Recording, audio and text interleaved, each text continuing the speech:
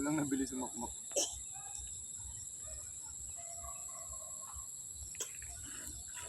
Okay.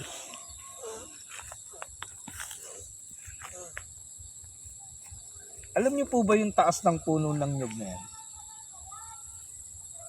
Pag sinabi mo sa akin, kaya mong akyatin yan, tapos ni-negative kita.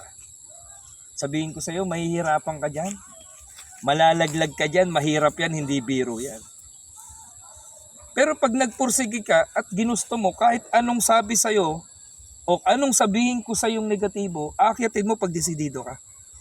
Ganon din ang tagumpay. Maraming pwedeng mag-reject sa'yo. Maraming pwedeng hindi maniwala sa'yo. Maraming pwedeng kumontra sa gusto mo at sa plano mo sa buhay mo. It's a matter of choice. Ikaw at ikaw ang pipili ng bawat desisyong gagawin mo sa buhay mo. Kung sino ka ngayon, resulta yan ng ginawa mong desisyon noon. Kung sino ka naman sa darating na panahon, yun yung magiging resulta ng lahat ng gagawin mong desisyon sa ngayon. Kaya pag sinabi ko naman sa'yo, okay, sige, kaya mo. Sabihin ko man sa'yo, hindi mo kaya yan. Pero bottom line, ikaw at ikaw pa rin ang gagawa para makuha mo yung gusto mo para sa buhay mo. Maraming salamat. This is your Coach Chris Tolentino. God bless!